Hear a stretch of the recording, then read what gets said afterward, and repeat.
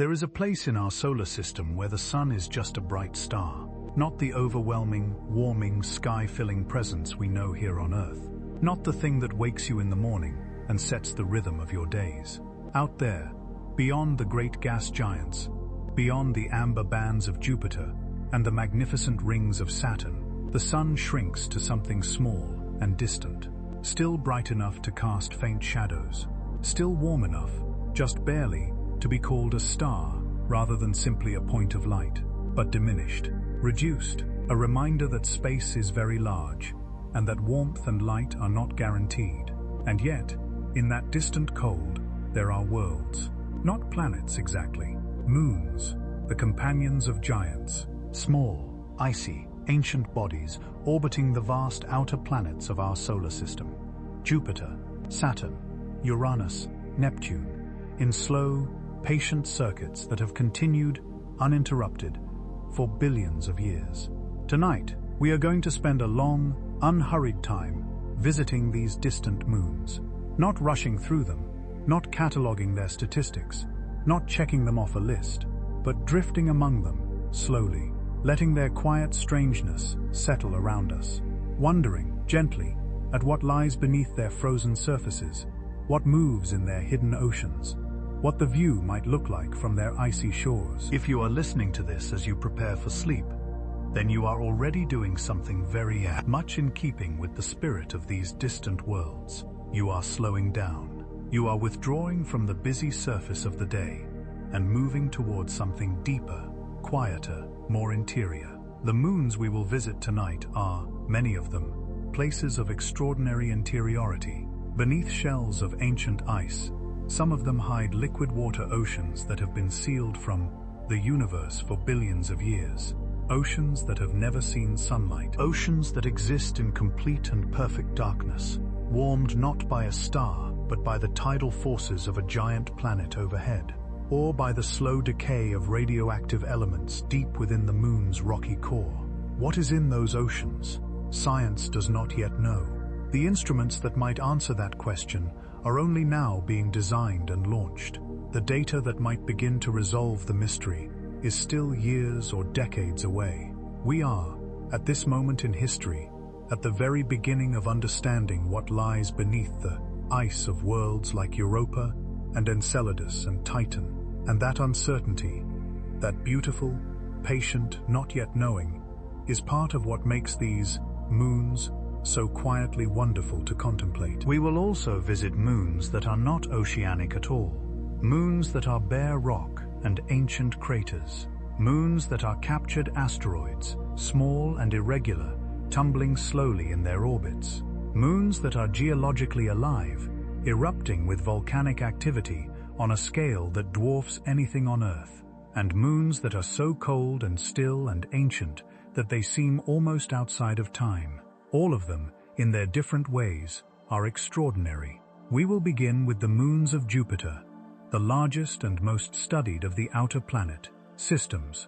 Then we will drift outward to Saturn, whose moon system is perhaps the richest and most diverse in the solar system. We will pause at Triton, which deserves considerable time of its own, and at Enceladus, which may be the most scientifically exciting small world we have yet discovered. And then we will drift further still, to the moons of Uranus and Neptune, which are less well known and less well studied, but no less full of quiet wonder.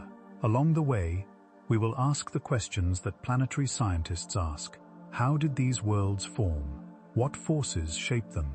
What is happening beneath their surfaces? And the question that hovers, always, beneath all the others, are we alone in this solar system? Or might the dark oceans of distant moons harbor something that, in some form, we would recognize as life? These are large questions. We will hold them gently, without urgency. They do not need to be answered tonight. They simply need to be wondered at. So settle in. Let your breathing slow. Let the world outside recede. We are going a very long way from here. Before we visit individual moons, it helps to understand something about how moon systems form and why the outer planets have so many of them. Earth has one moon, Mars has two, and they are tiny. The inner planets are, by the standards of the outer solar system, rather poorly endowed in the moon department. Jupiter, by contrast, has at least 95 confirmed moons. Saturn has at least 146, more than any other planet in our solar system. Uranus has 28 known moons. Neptune has 16. These numbers are approximate and likely to increase as telescope technology improves and more small moons are discovered. Why do the outer planets have so many companions? Part of the answer lies in the history of the solar system's formation.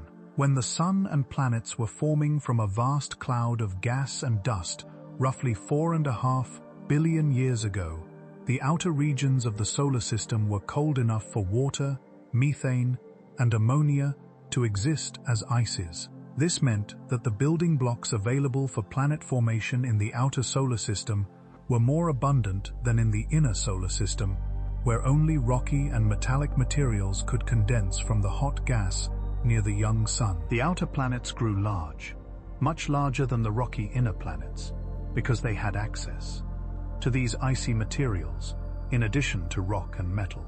And as they grew large, their gravity became powerful enough to capture not just gas and ice from the surrounding disk, but entire planetesimals, small solid bodies that otherwise might have grown into planets in their own right. These captured bodies became some of the moons we see today. Others formed in place, coalescing from the disk of material that surrounded each giant planet as it formed, a miniature version of the process that formed the planets themselves from the disk surrounding the Sun. The result is a rich diversity of moon types. Large, round moons with complex geology formed early in the solar system's history from the planetary disk. Small, irregular moons, captured later, often in inclined or retrograde orbits that betray their origins as interlopers rather than native inhabitants. And everything in between. The four largest moons of Jupiter, Io, Europa, Ganymede, and Callisto, were discovered by Galileo Galilei in 1610, making them among the first objects in the solar system to be discovered with a telescope. They are called the Galilean moons in his honor. Each of them is a world unto itself, with a radius comparable to or larger than our own moon, and with geological and physical histories that are still being actively studied more than 4 centuries after their discovery. We will spend considerable time with all 4 of them, but let us begin with the most volcanically active body in the solar system. Io is not a peaceful world. Of all the places we will visit tonight, Io is the one that most defies the quiet, still image that the outer solar system might conjure. It is a world in constant, violent geological motion, a world where the ground itself is unstable, where mountains rise and collapse, where hundreds of volcanoes erupt continuously, where lakes of molten sulfur sit placidly on the surface, glowing in shades of orange and yellow and red that seem almost impossibly vivid against the darkness of space. And yet, from a distance, there is something almost meditative about Io. Something about the scale of its geology, so vast, so slow in the human sense, so ancient in its driving forces, that invites a kind of contemplative stillness in the observer. Io is the innermost of Jupiter's 4 Galilean moons, orbiting the giant planet at a distance of roughly 420,000 kilometers, closer to Jupiter than our moon is to Earth. This proximity is the key to understanding everything about Io's geological nature. Jupiter is massive. Its gravitational pull on Io is enormous. But Io does not orbit Jupiter alone. The other large Galilean moons, Europa, Ganymede, and Callisto, also exert gravitational tugs on Io as they pass. Io is locked in what astronomers call an orbital resonance with Europa and Ganymede, meaning their orbital periods are in a precise mathematical relationship. For every orbit Ganymede completes, Europa completes 2, and Io completes 4. This resonance means that Io regularly lines up with Europa and Ganymede in specific configurations, and at these moments, the gravitational pulls of the 3 moons on each other are amplified. The result, for Io, is a constantly changing gravitational field, a rhythmic squeezing and stretching of the moon's entire body as it moves through its orbit. This process is called tidal heating. It is the same principle that drives tides on Earth. The moon's gravity pulls on the oceans, causing them to bulge. But on Io, the tidal forces are so powerful that they do not just move liquid, they flex the solid rock of the moon itself, generating heat through friction deep in the interior. The amount of heat generated is extraordinary. Io releases more heat per unit area than any other known body in the solar system, including Earth. This heat drives the volcanism that makes Io so geologically unique. Magma rises through the crust. Volcanoes erupt, some explosively, some in long, slow lava flows that cover vast areas of the surface. Calderas, volcanic depressions formed when magma chambers empty and collapse, dot the landscape. The volcanic plumes on Io can reach extraordinary heights. The largest known plumes rise hundreds of kilometers above the surface, extending far into space before the material falls back, settling as a thin frost of sulfur, dioxide, and other volcanic gases across the surrounding terrain. Io has no impact craters. This is remarkable. Everywhere else in the solar system, ancient surfaces carry the scars of billions of years of asteroid and comet impacts, pockmarked landscapes that record the violent history of the early solar system. But Io's surface is so young, so continuously resurfaced by volcanic activity, that all such scars have been buried or erased. The oldest exposed surface on Io may be only a few hundred years old. In some ways, Io is the anti-moon. Where most moons are cold and still and ancient, Io is hot and dynamic and perpetually renewing itself. It is a reminder that even in the cold outer solar system, far from the warming sun, heat can find other sources. And that reminder that warmth and energy can exist in unexpected places, driven by forces other than starlight, is deeply relevant to the question of life in the outer solar system. If tidal heating can keep Io's interior molten, might it keep the interiors of other moons warm enough for liquid water? Might it power the hidden oceans that we suspect lie beneath the ice of Europa and other icy moons? The answer, as we will discover, appears to be yes. Europa is a world of extraordinary stillness on the outside. From a distance, it appears as a smooth, pale sphere, one of the brightest objects in the solar system, its icy surface reflecting sunlight with remarkable efficiency. Up close, that smoothness resolves into a complex network of lines and cracks and ridges that cross the surface in every direction, like the crazing of very old porcelain, or the lines on the palm of a hand read by someone who believes in such things. These lines are fractures, cracks in the ice, and they tell a story. The story they tell is of a surface that is not fixed, not permanent, not ancient. A surface that is moving, shifting, being pulled apart and pushed together by forces operating from below. Those forces come from the ocean. Europa, scientists now believe with a high degree of confidence, harbors a global liquid water ocean beneath its icy surface. Not a small underground lake, not a pocket of slush. A genuine, planet-encircling ocean of liquid water, perhaps 100 kilometers deep. Deeper than any ocean on Earth. The evidence for this ocean is substantial.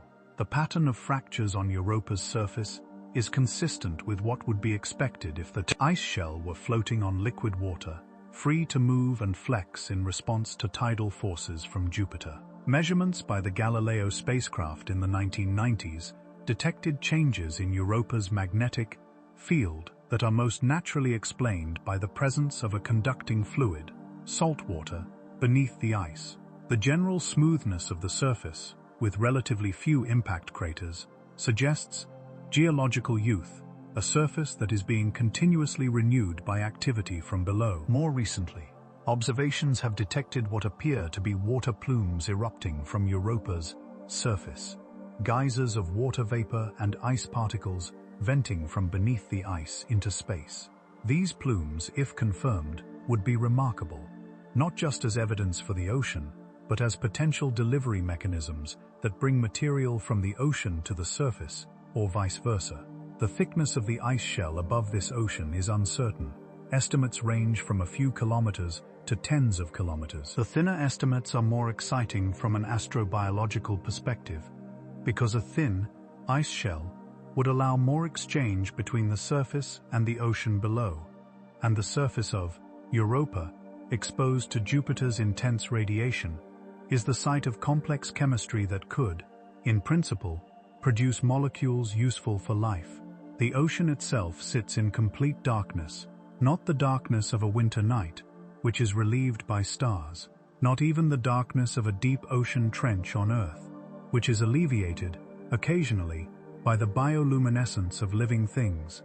The darkness beneath Europa's ice is absolute, primordial, the darkness of a place where sunlight has never reached, and never will, and yet, warmth exists there. The same tidal heating that makes Io volcanic keeps Europa's interior warm enough to maintain liquid water, and at the bottom of that dark ocean, where the liquid water meets the rocky seafloor, there may be hydrothermal vents, places where the rock's internal heat escapes upward, carrying with it dissolved minerals and chemicals. On Earth, hydrothermal vents on the ocean floor are surrounded by thriving communities of life, not life that depends on sunlight. These ecosystems are entirely independent of photosynthesis. They are powered instead by chemosynthesis, the energy released by chemical reactions between the hot, mineral-rich water from the vents and the cold, oxidized water of the deep ocean. If similar hydrothermal systems exist on the floor of Europa's ocean, and the geological conditions suggest they might, then the raw ingredients for life as we know it would be present: liquid water, chemical energy, the minerals and elements that life needs, all in place, in the dark, beneath 50 kilometers of ice. Whether life has arisen in that ocean, science cannot yet say. The instruments to look have not yet arrived. The NASA Europa Clipper mission, launched in 2024, will make dozens of close flybys of Europa in the late 2020s, gathering data on the ice shell, the ocean, and the plumes. But it will not land. It will not drill through the ice. It will not directly sample the ocean. Directly sampling the ocean of Europa is a mission that lies further in the future, perhaps decades away. The engineering challenges are formidable. The ice is thick. The radiation environment around Jupiter is intense. The communication delays from Earth are significant. But the question, is there life in Europa's ocean, is one of the most profound questions science has ever been in a position to meaningfully ask. And we are, slowly, beginning to build the tools to approach an answer. For now, we hold the question gently. We let it be what it is, a beautiful uncertainty, hovering in the dark above a hidden sea. If Europa is the most scientifically exciting moon of Jupiter, Ganymede is the most physically impressive. Ganymede is the largest moon in the solar system, larger than the planet Mercury, larger than Pluto by a considerable margin. With a diameter of about 5,268 kilometers, it is a genuinely planetary-scale world, one that, if it orbited the Sun directly rather than Jupiter, would almost certainly be classified as a planet. Ganymede is also unique among moons in having its own magnetic field, the only moon in the solar system known to do so. This magnetic field, generated by a liquid iron core in Ganymede's interior, creates a small magnetosphere, a region of space around the moon where charged particles are deflected and trapped. Within Jupiter's much larger magnetosphere, Ganymede's own little magnetic bubble creates interesting interactions, including auroral displays near its poles. The surface of Ganymede is divided into two distinct types of terrain.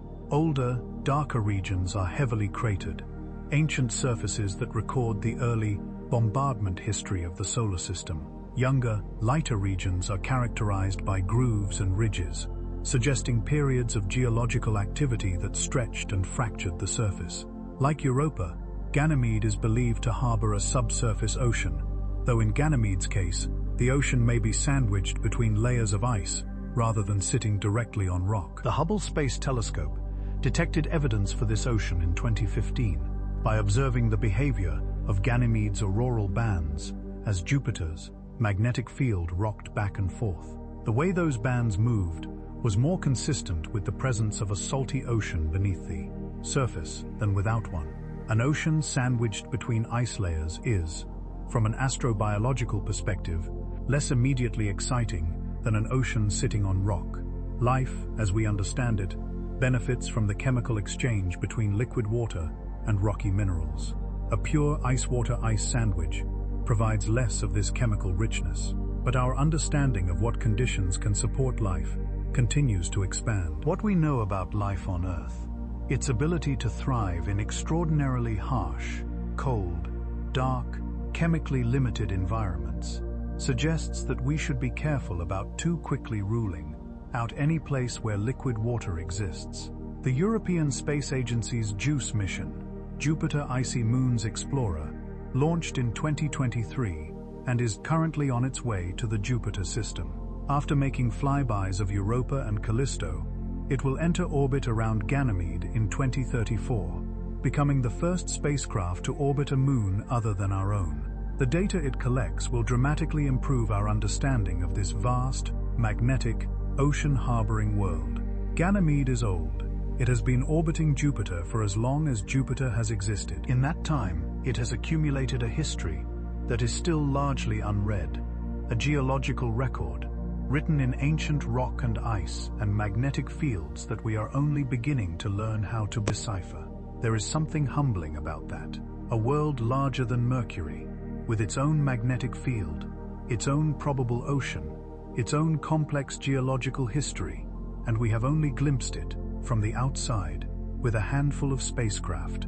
We know its outline but not its interior, its surface but not its depths. We drift past it in our imagination, and we note its quiet enormity, and we move on. The outermost of the 4 Galilean moons is Callisto, and it is in many ways the most ancient-looking world in the solar system. Callisto's surface is saturated with impact craters. Every crater that has ever formed there remains, because Callisto has no geological activity to erase them.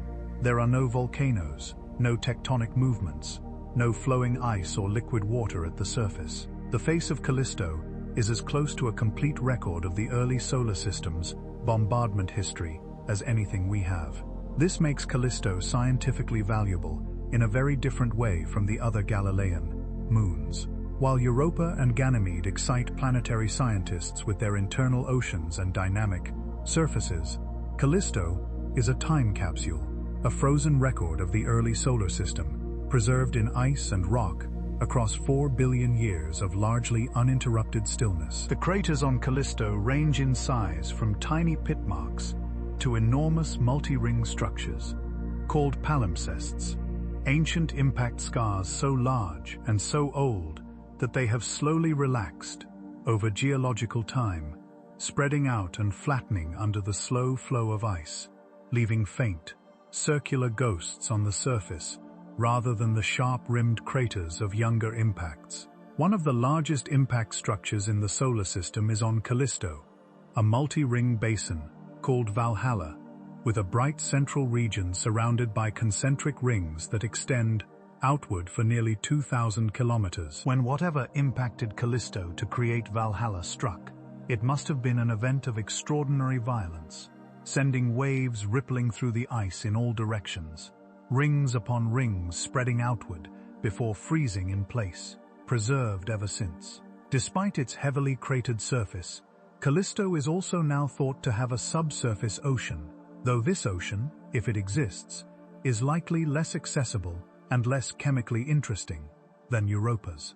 The evidence comes again from magnetic field measurements made by the Galileo spacecraft. Callisto's great distance from Jupiter, about 1.519 million kilometers, compared to Europa's 670,000 kilometers, means that tidal heating is minimal. Whatever warmth Callisto's interior retains comes primarily from the slow decay of radioactive elements in its rock, a process that has been running at decreasing intensity since the solar system formed.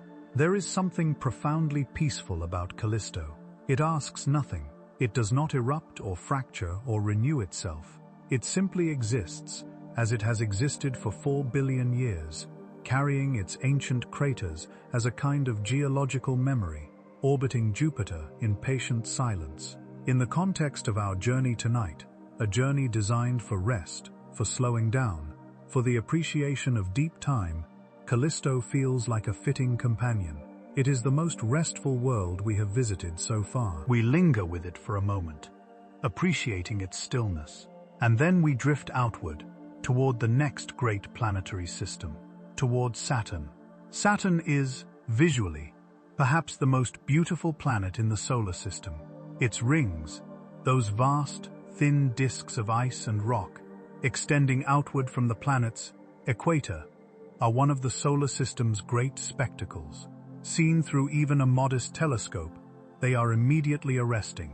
They seem impossible, too delicate, too precisely formed, too geometrically perfect to be real, and yet they are real. The rings of Saturn are composed of billions of individual pieces of water ice, ranging in size from dust grains to chunks the size of a house, all orbiting Saturn in the same plane, maintained in their intricate structure by the gravitational influences of Saturn's moons. The moons of Saturn number over 140 confirmed bodies, ranging from tiny captured chunks of ice a few hundred meters across, to Triton, the second largest moon in the solar system, with its thick atmosphere and liquid hydrocarbon lakes. This diversity is extraordinary. No other planetary system in the solar system offers such a range of moon types and sizes and conditions. Within the Saturn system, you can find moons that are geologically dead and moons that are geologically active, moons with atmospheres and moons with none, moons that are almost pure ice and moons with significant rocky components, moons that orbit within the rings and moons that orbit far outside them. The Cassini spacecraft, which orbited Saturn from 2004 to 2017, transformed our understanding of this system. 13 years of continuous observation, close flybys of dozens of moons, direct sampling of material from the rings and from the plumes of Enceladus. Cassini returned more data about Saturn and its moons than everything that had come before it combined. What Cassini found rewrote many of our assumptions about the outer solar system, and the most surprising and exciting finding of all came from a small moon called Enceladus. Before Cassini arrived at Saturn, Enceladus was considered a minor moon, small, just 504 kilometers in diameter, small enough that if you placed it over the eastern United States, it would fit within the Appalachian Mountains with room to spare. Cold, presumably geologically dead, not a priority for study. The first close flybys changed everything. Enceladus, it turned out, was erupting. From its south polar region, a series of geysers were spraying water vapor and ice particles high into space, a continuous plume of material rising hundreds of kilometers above the surface, spreading out into a diffuse cloud and ultimately feeding material into one of Saturn's outer rings. This plume had been there all along. It had simply not been detected from the distance at which previous spacecraft had viewed Enceladus. Cassini flew directly through the plume, multiple times. It analyzed the composition of the material being ejected. What it found was remarkable. The plume contained water, of course, but water was expected. It also contained organic molecules, complex carbon-based chemicals, silica nanoparticles, suggesting the presence of hot water interacting with rock at high temperatures. Molecular hydrogen, which on Earth is produced by the reaction of hot water with rock in hydrothermal systems. And salts, sodium chloride and other compounds that indicate the water has been in contact with a rocky seafloor for a long time. Every one of these findings pointed in the same direction. Beneath the icy surface of Enceladus, there is a liquid water ocean. At the bottom of that ocean, there are hydrothermal vents, places where hot water from the moon's rocky interior rises through the rock, just as it does on Earth's ocean floor. And the chemistry of the water has been shaped by billions of years of interaction with that rocky seafloor. This is precisely the environment where life arose on Earth, not in sunlit surface waters, not in warm ponds on dry land, but in the dark, hot, chemically rich waters of hydrothermal systems on the ocean floor. Enceladus has all the ingredients: liquid water, chemical energy from hydrothermal vents, organic molecules, the right minerals, and time. 4.5 billion years of time for chemistry to develop in that hidden, pressurized, dark, warm ocean. The plume venting from its south pole means that samples of that ocean are being delivered directly into space, where a spacecraft could collect them without needing to drill through ice or land on the surface. This has led some scientists to describe Enceladus as the most accessible astrobiological target in the solar system, a world that is, in a sense, offering its secrets up to anyone with the right instruments. A future mission to Enceladus, one specifically designed to analyze the plume with instruments sensitive enough to detect biological molecules if they are present, could, in principle, answer the question of whether life exists there, whether it has arisen in that dark ocean, whether the chemistry has, in 4.5 billion years, crossed the threshold from complex molecules to something living. We do not know the answer. We cannot know it yet, but the question is real, and the possibility is real. And in the history of science, few moments have been as significant as the moment when a real possibility becomes a definite answer. For now, Enceladus sits in its orbit around Saturn, its plumes rising quietly into the dark, carrying its secrets upward on columns of frozen water, waiting patiently for someone to come and listen. If Enceladus is the most scientifically exciting small moon in the Saturn system, Titan is the most complex and the most strange. Titan is Saturn's largest moon, and the second largest in the solar system, with a diameter of 5,150 kilometers, larger than the planet Mercury, though less massive due to its composition of ice and rock. It orbits Saturn at a distance of about 1.2 million kilometers, taking approximately 16 days to complete one circuit. What makes Titan extraordinary is its atmosphere. Titan is the only moon in the solar system with a substantial atmosphere, not a thin wisp of gas like the atmospheres of some other moons, but a thick, layered, complex atmosphere, roughly 1.5 times the pressure of Earth's atmosphere at the surface. Dense enough to support weather, dense enough to scatter light in ways that give Titan its characteristic hazy, orange appearance. Dense enough that the surface cannot be seen from space in visible light. The atmosphere is composed primarily of nitrogen, like Earth's. But where Earth's atmosphere is oxygen-rich and water vapor-filled, Titan's is rich in methane and a complex brew of organic molecules, formed by the action of sunlight and energetic particles on the methane and nitrogen. These organic molecules rain down on Titan's surface continuously, coating everything in a reddish-brown organic sludge called tholin, a complex mixture of carbon-nitrogen compounds that gives Titan its color. On the surface, this material accumulates over geological time, building up layers of organic sediment that may be kilometers thick in some regions. But the most remarkable thing about Titan's surface is not the organic coating, it is the lakes. Titan has lakes, and rivers, and seas, not of water. At Titan's surface temperature of -179 degrees Celsius, water is frozen as hard as rock, but of liquid methane and ethane, hydrocarbons, the same family of molecules that includes natural gas and propane on Earth, that are gaseous at Earth's surface temperatures, but liquid at Titan's. The largest of Titan's hydrocarbon seas, Kraken Mare, is comparable in size to the Caspian Sea on Earth. It sits near Titan's North Pole, a dark, flat expanse of liquid methane that reflects the hazy orange sky above. Rivers of liquid methane flow into it from surrounding highlands. Methane evaporates from its surface, rises into the atmosphere, condenses into methane clouds, and falls as methane rain, a slow, lazy rainfall of liquid hydrocarbons onto a frozen organic landscape. Titan has a complete methane cycle, analogous to Earth's water cycle, with evaporation, cloud formation, precipitation, surface flow, and collection in lakes and seas.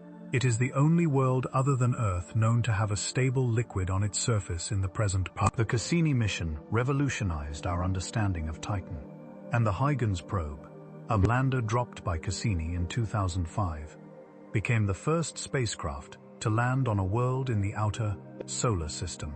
It descended through Titan's atmosphere over several hours, recording the view, measuring the atmospheric composition, and then landing on a surface of rounded pebbles of water ice, smoothed by the action of flowing methane. A future NASA mission called Dragonfly, a drone-like rotorcraft, is planned to fly through Titan's skies in the 2030s, visiting multiple locations on the surface and studying the chemistry of the organic material.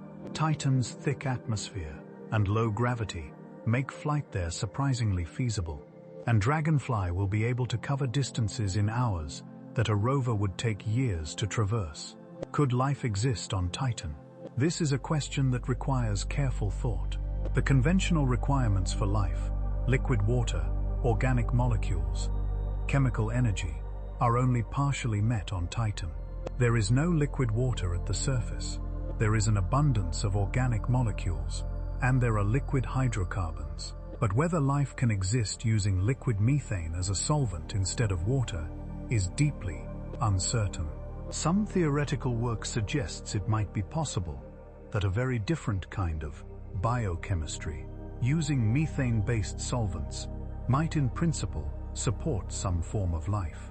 But this remains highly speculative. Beneath Titan's surface, however, there may be liquid water, a subsurface ocean, similar to those suspected beneath Europa and Enceladus, kept liquid by tidal heating and internal radioactive decay. If such an ocean exists, Titan might, like the other icy moons, be a candidate for life in the more conventional sense. Titan is, in many ways, the most alien world we have considered tonight. And yet, paradoxically, it is also one of the most Earth-like in its broad atmospheric and geological organization. It has weather. It has seasons. It has rivers and lakes and rain and wind. The chemistry is completely different. The temperatures are beyond frigid. The light is a dim orange haze, but the processes are familiar. It is perhaps the most illuminating example we have of how far the template of a planet-like world can be stretched while still remaining recognizable. Among Saturn's moons, Mimas holds a particular visual distinction. It bears a large impact crater, called Herschel, that covers about 1/3 of its diameter, giving it an appearance that many people find reminiscent of a famous fictional space station from science fiction cinema. Mimas is small, about 396 kilometers in diameter, and was long considered one of the least interesting of Saturn's major moons. It is heavily cratered, apparently geologically inactive, and orbits within Saturn's ring system in a relatively simple and unremarkable way. But in 2024, data from the Cassini mission revealed something unexpected. The way Mimas wobbles slightly in its orbit, a motion called libration, is inconsistent with a completely solid interior. The most natural explanation is that Mimas, too, has a liquid water ocean beneath its icy surface. This was surprising. Mimas shows no surface signs of geological activity, no geysers, no fractures, no smooth areas that might indicate recent resurfacing. If it has an ocean, that ocean is completely hidden, with no obvious surface expression. The implication is striking. If even Mimas, a small, apparently dead, thoroughly unremarkable moon, harbors a subsurface ocean, then the outer solar system may be far more water-rich than we imagined. Liquid water may not be the rare exception in the cold outer solar system. It may be common, perhaps even normal. This shifts the perspective considerably.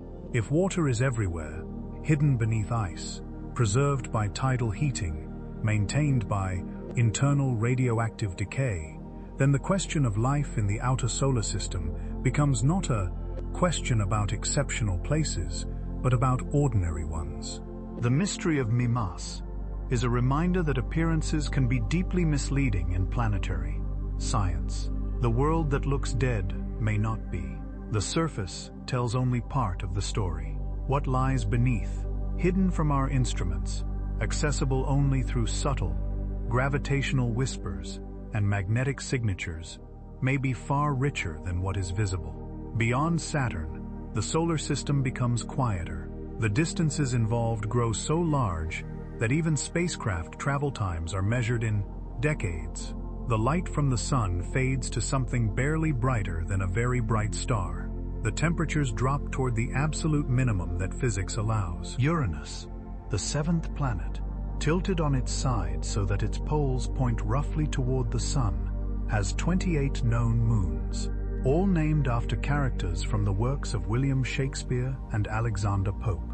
Miranda, Ariel, Umbriel, Titania, Oberon, and many smaller ones. The Uranian moons are among the least well-studied of any moon system in the solar system.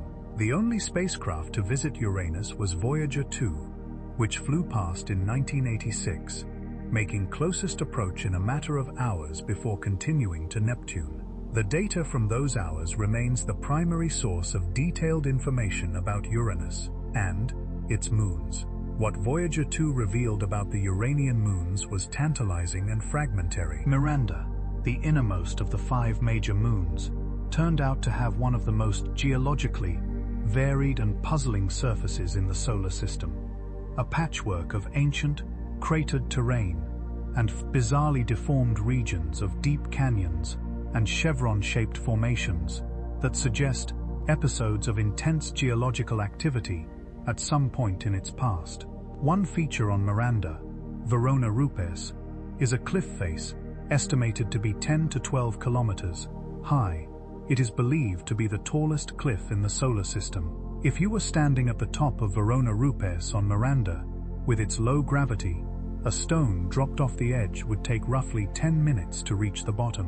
What caused Miranda's bizarre geology is still debated. One hypothesis involves tidal heating from Uranus at some point in the past, when Miranda may have been in an orbital resonance that generated significant internal heat. Another involves a giant impact that partially disrupted and then reassembled the moon. The answer is not yet known. Titania and Oberon, the 2 largest Uranian moons, show evidence of some past geological activity in their canyon systems and partially resurfaced regions. Ariel has the youngest and most geologically active-looking surface among the Uranian moons, with smooth plains and canyon floors that suggest relatively recent resurfacing by some kind of fluid. Recent observations using the James Webb Space Telescope have detected carbon dioxide ice on the surfaces of several Uranian moons, in locations and patterns that suggest it may be freshly produced by chemical processes rather than simply accumulated from space. This is a hint of ongoing activity, not geological in the dramatic sense, but chemical, and therefore interesting. A NASA mission to the Uranian system has been identified as the highest priority for the next major outer solar system mission by the planetary science community. Such a mission, likely orbiting Uranus and making close flybys of its major moons over several years, would transform our understanding of this strange, sideways tilted planet and its diverse collection of icy worlds. For now, the Uranian moons drift in their orbits, mostly unknown, mostly unvisited, carrying their geological mysteries and possible subsurface oceans in the cold, blue-green light of a sun that seems very far away. There is something poignant about that. Worlds that have been circling their planet for 4 billion years and have received a total of perhaps a few hours of detailed scientific attention. Their time will come. Neptune, the most distant of the 8 planets, orbits the Sun at an average distance of about 30 cern, astronomical units, 30 times the Earth-Sun distance. At this distance, it takes light from the Sun more than 4 hours to arrive. Neptune has 16 known moons. The largest by far is Triton. Triton is extraordinary for several reasons, but the most fundamental is this: it orbits Neptune backwards. Every other large moon in the solar system orbits its planet in the same direction that this planet rotates, prograde. Triton orbits in the opposite direction, retrograde. It also has an inclined orbit, tilted significantly relative to Neptune's equator. These orbital characteristics are inconsistent with Triton having formed alongside Neptune, from the same disk of material. A moon that formed in place would naturally orbit in the same direction as the planet's rotation. Triton's retrograde inclined orbit can only mean one thing: it was captured. Triton is a captured Kuiper Belt object, a world that originally formed in the outer solar system, beyond Neptune, and was somehow gravitationally captured by Neptune at some point in the distant past. The capture event must have been extraordinarily violent, involving gravitational interactions so complex and energetic that Triton was slowed enough to become bound to Neptune, rather than continuing on its original orbit. This capture event would have been catastrophic for any moons that previously orbited Neptune, their orbits disrupted by the newcomer. It would also have subjected Triton itself to intense tidal heating, as its captured orbit was gradually circularized over millions of years. Triton today shows evidence of a geologically active past and a surface that is still not entirely dead. When Voyager 2 flew past Neptune in 1989, it discovered that Triton has nitrogen geysers, dark plumes erupting from its surface, reaching a few kilometers into its thin atmosphere before being blown downwind. These geysers are driven not by internal heat, but by solar energy. The faint sunlight that reaches even Neptune's distance is enough to warm dark patches on Triton's surface, causing the nitrogen to sublimate explosively beneath an overlying transparent ice layer. Triton is also very cold, the coldest surface temperature of any object measured in the solar system, at about -235 degrees Celsius, just 38 degrees above absolute zero. And yet Triton may harbor a subsurface ocean. The combination of its captured origin, which would have generated intense tidal heating, and ongoing tidal forces from Neptune, makes this plausible. If such an ocean exists, it would be one of the most isolated and inaccessible in the solar system. Triton is also doomed. Its retrograde orbit means that tidal forces are gradually decelerating it, causing it to spiral slowly inward toward Neptune. In approximately 3.6 billion years, Triton will cross the Roche limit, the distance at which Neptune's tidal forces will overcome the gravitational cohesion holding Triton together, and it will be disrupted. Its material will spread into a ring around Neptune, much more spectacular than Neptune's current thin rings. This fate lies so far in the future that it is essentially meaningless on any human timescale. But it is a reminder that even the solar system is not permanent. Even the quiet, cold orbits of distant moons are not eternal. Everything in astronomical time changes. We have traveled very far from Earth tonight, and before we begin our return journey, let us pause at one more set of worlds, the moons of Pluto. Pluto is no longer classified as a planet, but it remains a world of genuine scientific interest, a large Kuiper Belt object with its own atmosphere, its own complex geology, and its own system of 5 known moons. The largest of Pluto's moons, Charon, is extraordinary in being so large relative to Pluto itself, roughly half Pluto's diameter, that the two are sometimes called a double dwarf planet system rather than a planet and its moon. The center of mass around which they orbit is not inside Pluto, but in the space between them. They are tidally locked to each other, always showing the same face, orbiting in synchrony, like two dancers holding hands as they turn. The New Horizons spacecraft flew past the Pluto-Charon system in 2015, giving us our first close look at these worlds.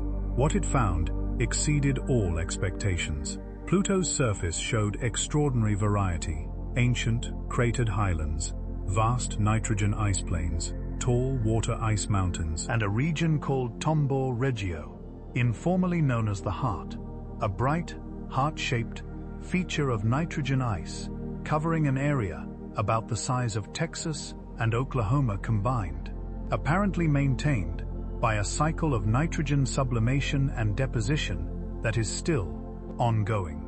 Charon's surface showed a deep canyon system that stretches almost entirely around the moon, a crack in the ice so large that it dwarfs the Grand Canyon. This canyon is thought to have formed when Charon's internal ocean froze and expanded, cracking the surface from within. If that interpretation is correct, Charon once had a liquid ocean too, now frozen solid. Its only legacy, these great rifts in the surface. The 4 smaller moons of Pluto, Styx, Nix, Kerberos, and Hydra, are tiny, irregularly shaped bodies tumbling in chaotic rotations as they orbit the Pluto-Charon system. Their surfaces, glimpsed only briefly by New Horizons as it flew past, appeared surprisingly bright and featureless, covered in water ice, relatively clean and uncontaminated by the dark organic material that coats many objects at this distance. Beyond Pluto, the Kuiper Belt extends for billions of kilometers, a vast region of icy bodies, many with their own small moons, stretching out toward the Oort cloud, where the influence of the Sun finally fades to negligible levels and the long-period comets drift in orbits that take millions of years to complete. We are at the edge of what we know, the edge of where we have sent our eyes and instruments. The universe continues beyond this point, continues for distances so vast that the numbers lose their meaning. But our detailed knowledge of our own solar system fades here, in the cold and dark beyond Neptune and Pluto, into uncertainty. There is something appropriate about pausing here, at this edge. In the context of a journey towards sleep, it seems right to arrive at a place where knowledge gives way to mystery, where the known gives way to the not yet known. We have visited many worlds tonight, icy worlds, volcanic worlds, worlds with oceans and worlds without, worlds with atmospheres and worlds bare to the void of space, worlds that have been studied for decades and worlds that have received barely hours of scientific attention. And through all of it, a question has been running, quietly, beneath the surface. Are we alone? It is a question that, for most of human history, could not be meaningfully asked. It could only be wondered at, from the philosophical perspective of, are there other minds in the, or universe, or from the religious perspective of, are we specially created, and therefore unique? But now, for the first time in human history, we are in a position to ask this question with some scientific specificity. We know where liquid water exists beyond Earth, or where it very likely exists. We know where organic molecules are present. We know where chemical energy sources exist that could, in principle, power life. We know the specific worlds where the conditions for life, as we understand it, seem to be met. And we are beginning, slowly, to build the tools to go and look. The moons we have visited tonight, Europa, Enceladus, Triton, Ganymede, and possibly others, are the most likely candidates in our solar system for the existence of life beyond Earth. Not intelligent life, almost certainly. Not complex multicellular life, probably. But microbial life, the kind of simple, robust, chemically driven life that, on Earth, has existed for at least 3.5 billion years and has colonized every environment, no matter how extreme, that offers liquid water and a source of chemical energy. If microbial life exists in the ocean of Europa or Enceladus, it would be one of the most significant discoveries in the history of science. It would mean that life, given the right conditions, arises readily, that we are not a cosmic accident, but a cosmic expectation. It would transform our understanding of the universe and of our place in it. If no life is found in these oceans, if careful, thorough investigation of Europa, chemistry, and Enceladus's plumes reveals nothing biological, that too would be significant. It would mean that the origin of life requires conditions even more specific than we thought, or that the transition from chemistry to biology is rarer than we hope. Either answer would be profound. The question is worth asking. Science is, slowly, asking it. There is something else worth reflecting on as we spend our time among these distant moons. The light that reaches those worlds, the faint sunlight that illuminates the surface of Titan, that warms the nitrogen ice of Triton by a tiny fraction of a degree, that glints off the fractured ice of Europa. That light left the sun 8 minutes ago when it reaches Earth. It left the sun more than 30 minutes ago when it reaches Jupiter, more than an hour ago when it reaches Saturn, more than 2.5 hours ago when it reaches Uranus, more than 4 hours ago when it reaches Neptune. And when that light bounces off the surface of Triton and heads back toward Earth, it travels for another 4 hours before arriving here. By the time we see it, the light is nearly 9 hours old. We are looking into the past when we look at Neptune, Not the distant past of stars and galaxies, where the light has been traveling for millions or billions of years, but the past, nonetheless. A few hours into the past, enough to feel the distance, and this light, this dim, ancient, traveled light, it falls on worlds that have been circling their planets for 4.5 billion years, before the Earth's oceans were liquid, before the first life arose on Earth, before the continents had taken their current shapes. These moons have been there, quietly orbiting, through all of it. They will be there long after us, too. The solar system's lifespan is measured in billions of years yet to come. The Sun will not begin to exhaust its hydrogen fuel for another 5 billion years or so. The outer planets and their moons will continue their slow circuits through all of that time, largely unchanged, largely untouched, patient beyond any human concept of patience. We are very brief visitors to this solar system. We have existed as a species for perhaps 300,000 years, a fraction of the time these moons have been orbiting. We have had the ability to observe them with telescopes for only about 400 years. We have sent spacecraft to some of them for less than 70 years. And yet here we are, trying to understand them, trying to decipher their geological histories, their internal structures, the chemistry of their hidden oceans. Sending our instruments billions of kilometers into the cold dark to take photographs and measurements and bring the data home. There is something both humble and astonishing about that. The universe is incomprehensibly large and ancient, and yet these minds, these small, brief, carbon-based minds that arose on a medium-sized, rocky planet orbiting an ordinary star, are reaching outward to touch it, not with urgency, not with conquest, with curiosity, with the gentle, patient, wondering attention that science, at its best, always brings. The next decades promise a remarkable expansion of our knowledge of the outer solar system's moons. The Europa Clipper, launched by NASA in 2024, is currently traveling toward Jupiter. It will arrive in 2030 and begin a series of close flybys of Europa, using a suite of instruments to characterize the ice shell, the ocean beneath it, the plumes, and the surface chemistry. It will not definitively answer whether life exists in Europa's ocean, but it will dramatically improve our understanding of whether the conditions for life are present. The JUICE mission, launched by the European Space Agency in 2023, is also en route to the Jupiter system. After visiting Europa and Callisto, it will enter orbit around Ganymede in 2034, becoming the first spacecraft to orbit a moon other than the Earth's. The data from this extended orbital mission around Ganymede will provide unprecedented detail about that moon's magnetic field, interior structure, and possible subsurface ocean.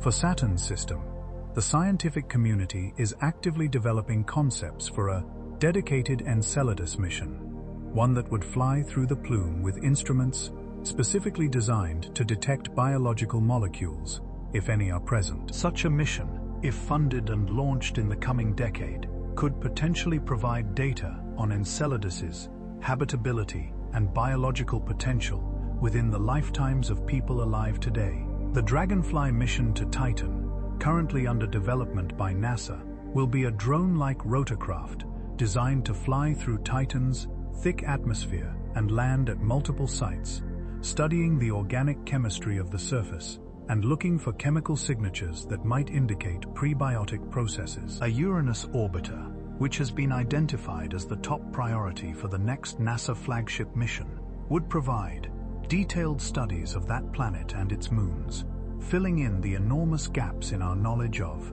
the Uranian system left by the brief Voyager 2 flyby in 1986. Each of these missions will reveal things we do not expect. Every time we have sent a spacecraft to a new world, we have been surprised by things we found that we did not anticipate, and things we did not find that we expected to see.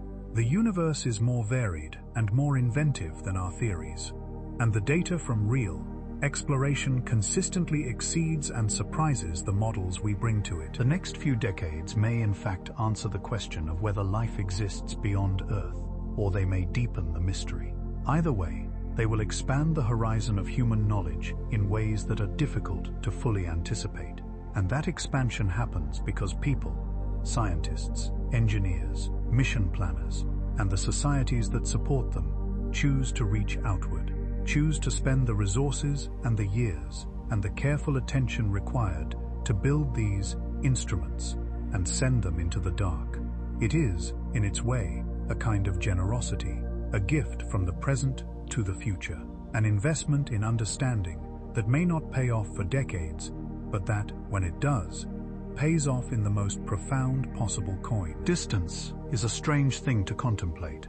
The moons we have visited tonight are, by the standards of astronomy, extremely close. They are in our own solar system. They are, in cosmic terms, neighbors.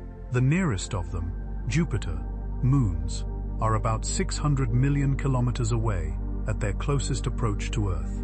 The farthest, Neptune's Triton, is about 4.7 billion kilometers away. These numbers are too large to feel intuitive. 7 billion kilometers does not feel like a distance that the human mind can genuinely grasp, and yet those distances are tiny compared to the distances between stars. The nearest star to our Sun, Proxima Centauri, is about 40 trillion kilometers away. That is more than 8,000 times the distance to Neptune. And Proxima Centauri is practically our neighbor on the scale of the galaxy. And yet, we have sent machines to Neptune, real machines, built by human hands, that have traveled those 7 billion kilometers and taken photographs and made measurements and sent the data home. Voyager 2 reached Neptune after 12 years of travel. New Horizons reached Pluto after 9.5 years. These journeys were accomplished with technology that would be recognizable to an engineer of the 1960s. The universe is vast beyond comprehension, and human reach into it, while extraordinary given what we are, remains tiny. We are very near the beginning of exploration. The moons we have visited tonight have given up some of their secrets, but most of their secrets remain. And beyond the solar system, an almost infinite ocean of unknown worlds stretches in every direction. But the beginning of something is a special place. It is the place of first discovery, first wonder, first encounter with things never seen before. We are, as a species, in the very early days of learning what the universe contains. And that early position, that position of first looking, is precious. The moons of Jupiter and Saturn and Uranus and Neptune are waiting. They have been waiting for 4.5 billion years, and they will wait a while longer. But we are coming, slowly, carefully. With our instruments and our curiosity and our questions, we are coming. There is a kind of music in the way moons orbit their planets. Not literally. Space is a vacuum, and sound cannot travel through it. But there is a mathematical harmony in the orbital relationships that feels, when you understand it, like a kind of music. The orbital resonances between Jupiter's Galilean moons, Io completing 4 orbits for every 2 of Europa and every 1 of Ganymede, are not coincidental.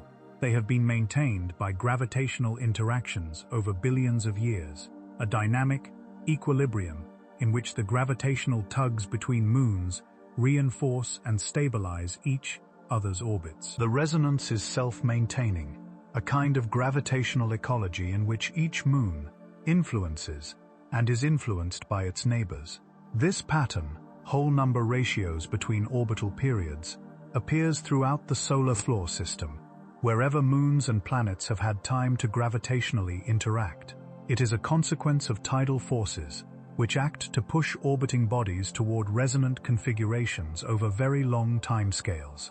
The result is a solar system where the orbital periods of moons are not random but patterned, ordered, harmonious in a mathematical sense. The Pythagoreans, ancient Greek philosophers of the 6th century BCE, believed that the motions of celestial bodies produced a literal harmony, a music of the spheres, inaudible to human ears, because it had been present since birth, and was simply too constant to notice. They were wrong about the mechanism, but perhaps right about the intuition. There is a kind of order, a kind of proportionality, a kind of deep regularity in the way moons orbit their planets that, if you could somehow translate it into sound, might indeed sound like music. Johannes Kepler, the 17th century astronomer, also tried to translate planetary motions into musical harmonies. publishing an elaborate system of correspondence between orbital velocities and musical intervals. His specific mappings were fanciful and not based on physical reality, but his underlying impulse to find beauty and harmony in the mathematical structure of the solar system reflected something genuine about what the structure contains. We are pattern-seeking creatures. Our minds are tuned to find regularity, repetition, proportion, and the solar system offers these things abundantly, at every scale, from the quantum to the astronomical. There is something restful in that. The universe is not chaos, it is not random, it has structure and pattern, and the kind of deep mathematical regularity that, once you see it, is difficult not to find beautiful. The moons circle their planets, in their resonances and their inclinations, and their slow tidal interactions, following laws that have been constant since the beginning of time. And those laws are the same laws that govern the atoms in your body, the beating of your heart, the electrical signals in your brain as it slowly releases its hold on the day and drifts toward the healing dark of sleep. The same mathematics, the same universe. Let us return for a moment to the ice. The outer solar system is a place of ice, not in the way that a frozen lake is icy, or that a winter landscape is icy. Ice as a fundamental structural material. Ice as geology. Ice as the bedrock of worlds. Water ice, methane ice, nitrogen ice, carbon dioxide ice, ammonia ice. In the cold outer solar system, substances that are gases or liquids at Earth's surface exist as solid minerals, building the surfaces of moons and the bodies of comets and the rings of planets. This icy geology has properties that rock does not have. Ice is softer than rock, more plastic under pressure and over time. A feature carved into ice, a crater, a canyon, a ridge, will slowly relax over millions of years, losing its sharp edges, flowing imperceptibly slowly, like a frozen river. Very old ice surfaces look different from young ones, not only because of the accumulation of impact scars, but because of this slow, cold flowing, the geological equivalent of a face that has been softened by time. The ice also carries a chemical memory. Trapped within the crystal structure of ice are molecules of gas and organic compounds that were present when the ice formed, billions of years ago.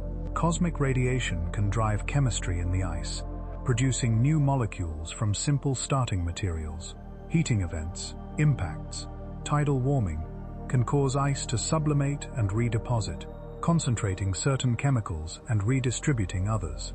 The icy surfaces of the outer solar system's moons are, in this sense, chemical archives. They carry information about the conditions present when the solar system formed, about the chemistry that has occurred since then, and about the internal processes that have occasionally disturbed and renewed them.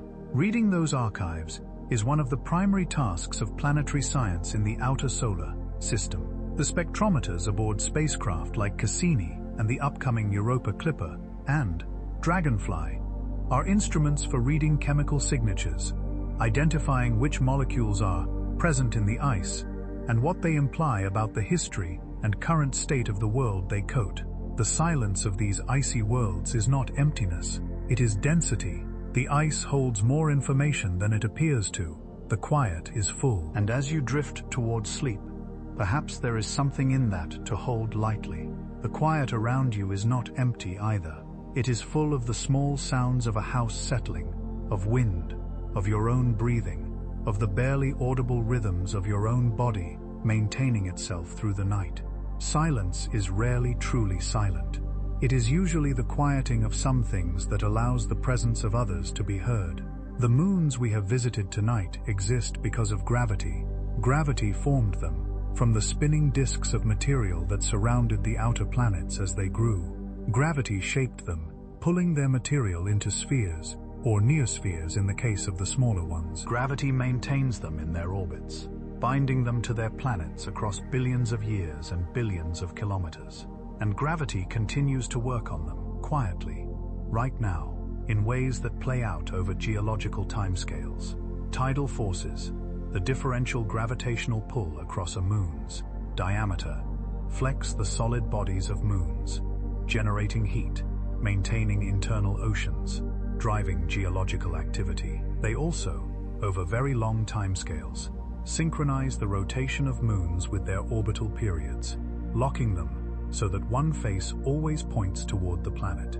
This is why our moon always shows the same face to Earth, and why the large moons of Jupiter and Saturn are all tidally locked to their planets. Gravitational interactions between moons maintain the orbital resonances that produce tidal heating, as we saw with the Galilean moons. The gravity of one moon can also protect another from impacts. Some of Jupiter's small inner moons appear to sweep up debris that might otherwise strike the larger moons, and gravity, over the longest timescales, determines the fate of moons. Triton, spiraling inward toward Neptune, the inner moons of Mars, also slowly spiraling inward.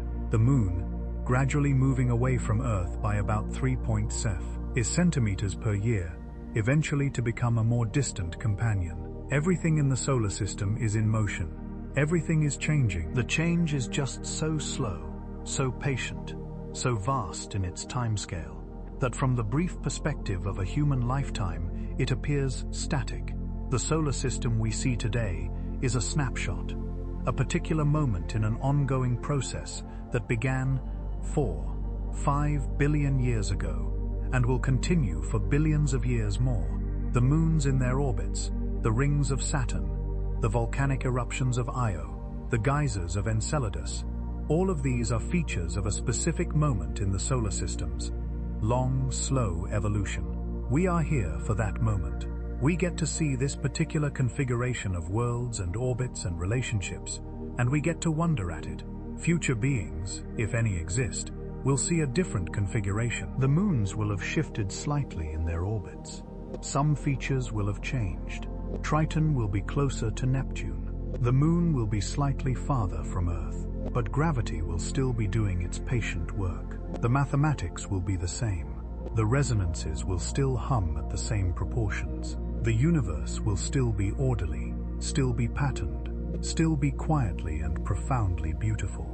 We have been traveling for a long time tonight, from the volcanic fire of Io to the frozen plains of Triton, from the suspected ocean of Europa to the methane lakes of Titan, from the ancient craters of Callisto to the patchwork terrain of Miranda, from the geysers of Enceladus to the organic haze of Titan's atmosphere. We have touched on the questions that drive planetary science, the search for liquid water, for organic chemistry, for the conditions that might support life.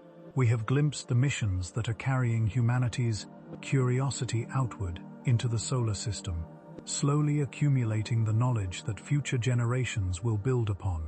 And we have simply wondered, without agenda, at the sheer variety and beauty of the worlds that share our solar system with us. There are more than 200 moons in the solar system, if you count all the confirmed satellites of all the planets. We have visited only a handful tonight. Each of the others has its own character, its own geology, its own history, its own secrets. The solar system is not a simple place. It is not well understood. It is, in most of its details, still largely unknown. That not knowing is not a failure. It is an invitation. It is the open space that curiosity needs in order to have somewhere to go. The moons are there. They have always been there, circling their planets in the cold dark, patient as mathematics, ancient as the solar system itself. And we are here, briefly, wondering at them. The sun, as seen from Neptune, is a bright star, bright enough to cast faint shadows on the ice of Triton, bright enough to be the dominant point of light in the sky, but distant, small. A reminder that warmth and closeness are not guaranteed, and that life, if it exists in the outer solar system, has learned to find its energy from other sources. We have traveled a very long way tonight, far beyond the warmth of the inner solar system, out into the cold and dark where giant planets hold their courts of icy moons. We have drifted past frozen surfaces and suspected hidden oceans, past geysers rising from the south pole of a tiny moon, past cliffs 10 kilometers high on a world the size of a city. We have carried our questions with us, the big questions. the ones that may or may not have answers within our lifetimes. And we have held those questions gently, without urgency, as questions deserve to be held. The universe does not require us to have answers. It only requires us to pay attention, and paying attention to something as quietly extraordinary as the moons of the outer solar. This is a small but real way of honoring the universe that produced us, of acknowledging that we are here, that we are capable of wonder, and that wonder itself has value, independent of what it produces. You are, right now, very far from the outer solar system. You are warm and still and comfortable. The world outside is quiet. The day's concerns have receded to their appropriate distance, present perhaps, but no longer urgent, no longer immediate. Let them recede a little further now. Let the distant moons circle their planets in your mind's eye, slowly, patiently, in the cold and beautiful dark. Let the image of Europa's fractured ice drift past. Let the geysers of Enceladus rise silently into space. Let the methane lakes of Triton catch the faint orange light of a sun that seems very far away. These worlds have been waiting for billions of years. They are not in a hurry, and neither are you.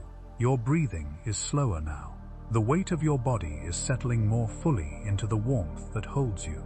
The thoughts that were circling, if any remain, are becoming less distinct, less urgent, more like shapes seen through frosted glass. This is right.